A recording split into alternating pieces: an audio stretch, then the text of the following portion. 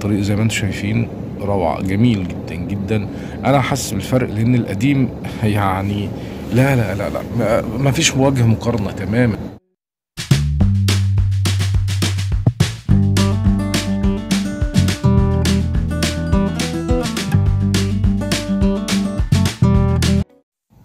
بسم الله الرحمن الرحيم. النهاردة معدنا مع أطول طريق في مصر، طريق طوله 1255 كيلو متر بطول مصر كلها تقريبا. طريق معروف باسم الطريق الغربي، هو طريق القاهرة أسوان الصحراوي. طريق بيمتد من القاهرة وبيمشي بطول الصعيد كلها حتى أسوان.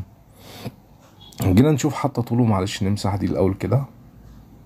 نشوف بقى الطول من القاهرة اهوت زي ما انتم شايفين، محاذاة النيل لحد مدينة أسوان.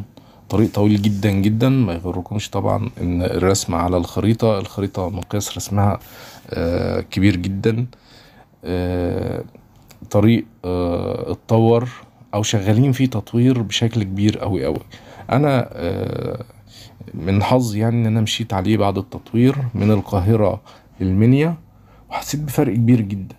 يعني انا وصلت من القاهرة للمنيا في حوالي ساعتين، وده رقم قياسي. انا من 7 سنين ويمكن اكتر رحنا من القاهرة للمنيا على الطريق ده يمكن في 4 ساعات، ورجعنا في 6 ساعات. وهقول لكم السبب ليه. وانت في الاتجاه من القاهرة للصعيد بيكون الوقت اقل من الرجوع. الطريق ده هو طريق حيوي وعليه كثافة عالية جدا، وهو بيبدأ الحقيقة بيبدأ من منطقة ميدان الرماية. يعتبر بدايته طريق الفيوم لحد ما نبدأ نوصل لبداية الطريق الغربي أو طريق القاهرة أسوان الصحراوي. انت من ميدان الرماية ومن جنب حدائق الأهرام يبدأ طريق الفيوم، ومن وبعد ما نمشي فترة بيقابلنا بداية الطريق الصحراوي كده. طبعا ده طريق الفيوم بيكمل، لكن زي ما انتم شايفين طريق الغربي بيبدأ يتفرع في اتجاه أسيوط وفي اتجاه أسوان بشكل يعني قريب من نهر النيل. هو ده يا جماعة، او انا هحاول يعني يكون الرسم قريب من الطريق شوية. طريق طويل جدا زي ما انتوا لاحظين اهوت كده، بيعدي على الفيوم، بين الفيوم ووادي النيل، وبيكمل بقى بيعدي على محافظات الصعيد من بني سويف والمنيا، وبعد كده اسيوط وسوهاج وقنا، وبيوصل لحد اسوان. كل ده في الطريق طريق صحراوي كبير جدا زي ما انتم شايفين واحنا نازلين كده. هو الطريق الغربي غرب النيل، طريق حيوي جدا جدا جدا وبيخدم التجارة الداخلية.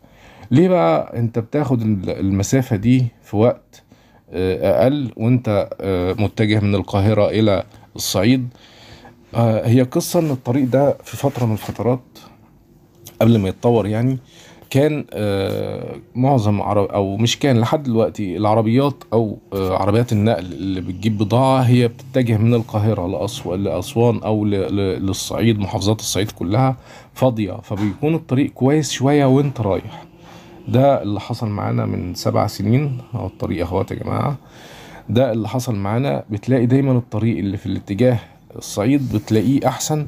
في الرجوع طبعا العربيات بتكون محملة، فكان الطريق فيه انبعاجات، وكان يعني كان طريق مش عايز اقول مصيبة، كان دايما حوادث وقرف، وطريق بالليل بيكون صعب جدا جدا جدا على الناس. انا كنت برجع من المنيا يمكن في 6 ساعات والله. الطريق الحقيقة ان عليه حوالي 5 كباري حاليا، انا بتكلم طبعا بعد التطوير، 5 كباري و16 نفق.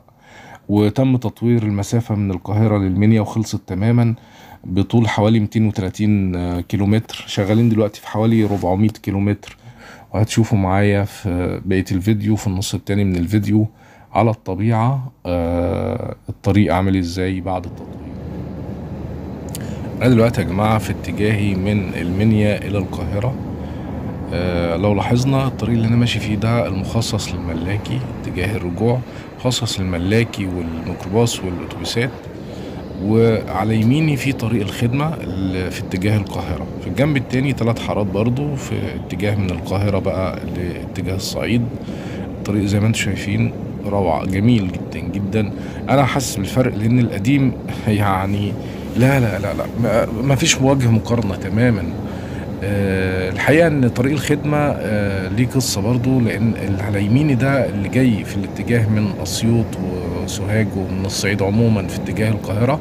الطريق ده بيكون حارتين، والطريق ده خرساني، معمول بلاطة خرسانة يمكن بارتفاع 40 سنتي، هتستحمل الحمولات الكبيرة اللي راجعة من الصعيد إلى القاهرة. طبعا عربيات النقل اللي بتكون محملة في اتجاه القاهرة راح على سوق الجملة والمحلات والكلام ده. والحقيقة أنا شفت المكنة اللي عملت الطريق. المكنة اللي بتعمل طريق الخدمة مكنة بتعمله بعرض 11 متر. هو خط واحد، يعني مش بيرصف جزء ويرجع يجيب جزء والكلام ده، هو عرض واحد وبتمشي تخلص شغلها في اتجاه واحد بعرض ال 11 متر على بعض. الخرسانة بيكون تصميم الطرق الخرسانية ده ليه تصميمات خاصة. ده بالنسبة للاتجاه اللي جاي من أسيوط إلى القاهرة، لأنه يستحمل حمولات زي ما قلنا في الفيديو، إن في الشرح يعني إن الطريق في الرجوع بيكون متكسر أكتر بسبب الحمولات النقل يعني.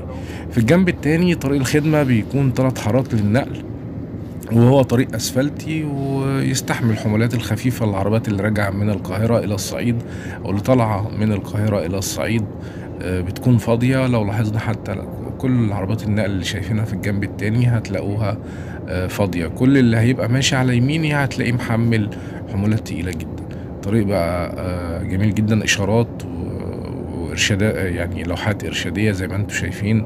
في طبعا مخارج بتنزلك على سواء في اتجاه الفيوم بقى، في اتجاه المنيا، بني مزار، مش عارف ايه.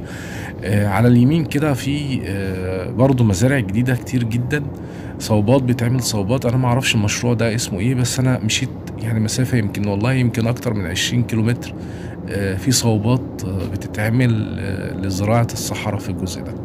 ايا كان ده مشروع تاني ان شاء الله، يعني لو عرفنا نعمل فيديو عنه بعد كده. لكن الطريق اختلاف كبير كبير قوي قوي قوي قوي، يوفر وقت كبير. وانا الحقيقة بصوا على اليمين النقل اهوت زي ما انتم ملاحظين، هتلاقيه نقل محمل، يعني معظمه هتلاقيه محمل. طبعا السرعة 120، وفي كارت هتقابلنا تقريبا يعني 10 جنيه الكارتة على الطريق. انا طبعا باكد الطريق ده هو طريق القاهرة كيب تاون في الاساس، لان هو امتداد الطريق اللي هيكمل في وسط قارة افريقيا وهيوصل الى جنوب افريقيا. لكن هو بيبدأ طبعا عندنا داخل القطر المصري من منطقة الجيزة، تحديدا من طريق الفيوم، بيوصل لحد اسوان، وبيتجه بعد كده الى ابو سمبل بطول 1255 كيلومتر زي ما قلنا. زي ما انتم شايفين صورة جميلة موضحة الطريق قوي. على اليمين الطريق الخرساني المخصص للنقل، وعلى الشمال طريق اسفلت عادي خالص. في نهاية الفيديو اتمنى اللايك والشير والدعم، هيساعدنا ان احنا نكمل ونعمل فيديوهات اكتر ان شاء الله.